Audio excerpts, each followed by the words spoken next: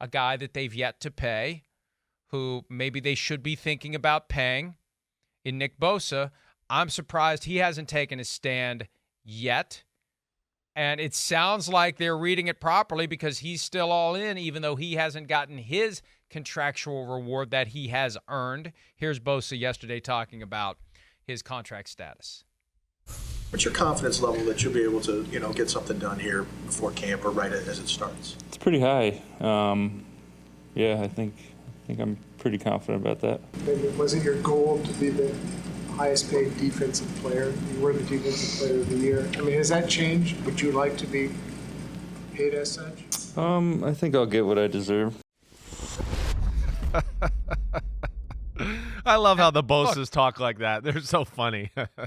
But he's already overdue to get what he deserves. Look, when they took away the windfall, and it's not a windfall because the money was earned. Yeah. But when they reconfigured the system in 2011 to protect it against guys like Jamarcus Russell and Ryan Leaf making a bunch of money that they never actually earned. The argument was that sucks millions out of the system that could go to the guys who are actually here. That's fine, but what about the guys who do earn it? What about the Nick Bosa, who was the second overall pick, who did earn that money? When are you going to give him the money that he earned year 1, year 2, year 3, year 4? And now he's up against his fifth-year option, holding the injury risk. He's been through a torn ACL, and he's still one of the most impactful defensive players in the game. When are you going to rectify the situation that the CBA created? Because those are the guys who were forgotten in all of this. Hey, we're going to protect everyone from the busts that walk away with $70 million that they never really earned. That's fine. But what about guys like Nick Bosa, who do everything they're supposed to do, check every box, perform to the level of their draft status, and they have to wait, and they have to wait, and they have to wait? I am surprised he hasn't taken a stand. So they've read this one properly. They read it right. But that's right. Based on what he said yesterday, they better they better start digging deep. That's right. It's coming down the train tracks for sure. They're gonna dig deep. I would say this, Mike. I would say the reason they were able to buy maybe an extra year in this conversation was because he missed basically his whole second year of his career, right? I think that, in a nutshell, probably allowed them one more year of, hey, we can kick this down the road. And knowing the Bosa meathead football family, and I say that with the most respect possible. I do. I love meatheads who are football families. I'm one of them, okay? Where I mean that where they're probably the kind of guys, too, knowing their father a little bit and being around them where, it's like, hey, you got to earn it. You didn't even play your second year and, okay, you had a good third year, but I don't think it's right to be asking for more money. I could see them being like that, but they're going to get paid. Again, the one thing I know about this situation, and I will speak, Shanahan thinks the world of Nick Bosa. I mean, him and Nick and John Lynch think he is the man. I think he embodies just about everything that they want a 49er to be, right? And I'm not going to sit here and put words in their mouth and say they think he's the best player, but they certainly talk about him as he's one of the best defensive players in football, and I don't think there's any denying that. For my money, him and Micah Parsons, if you ask me any guys I could pick right now in football to start a defense, it's one of those two guys. That's who I would take.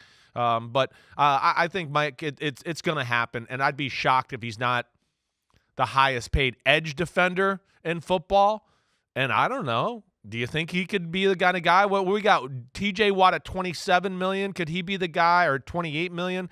Could he be a guy that challenges Aaron Donald's $31 million a year that he's getting? He might. I think so. Right. I think so. Okay. Yeah. And all the things you're saying are accurate. They love the guy. But you know what happens if he tears his ACL week 1 in Pittsburgh? It'll be done before then.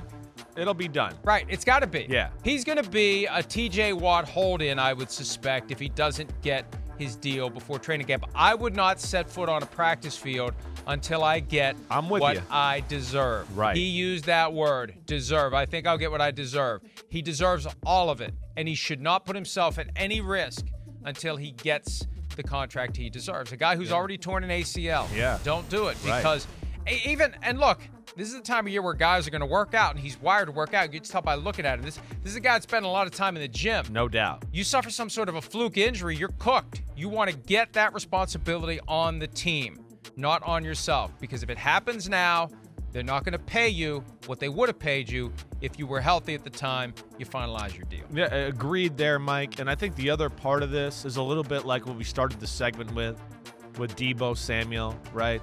Let's not go down that road again. Let's have all our guys invested in this right away. And the 49ers of all teams have been, maybe some of their own doing and whatever else, have just not been able to get all their stars aligned in the same season. Like we talk about, like last year, Debo's not quite there. There's just always something that's kind of holding them back from having the full roster at its best.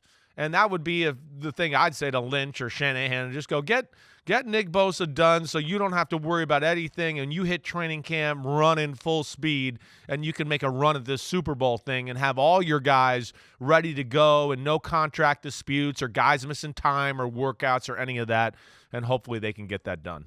Hi, it's Mike Florio. Thanks for watching PFT on YouTube. Hit subscribe for the latest news and analysis from Pro Football Talk.